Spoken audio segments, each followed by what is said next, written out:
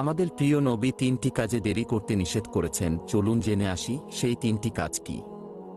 রাসূল সাল্লাল্লাহু আলাইহি ওয়াসাল্লাম ইরশাদ করেন, হে আলী, তিনটি কাজে কখনো দেরি করবে না। 1 নাম্বার, যখন ছেলে মেয়ে প্রাপ্তবয়স্ক হয়, যদি সঠিক পাত্র পাত্রী পাওয়া যায়, তাদের বিবাহের ব্যবস্থা করো।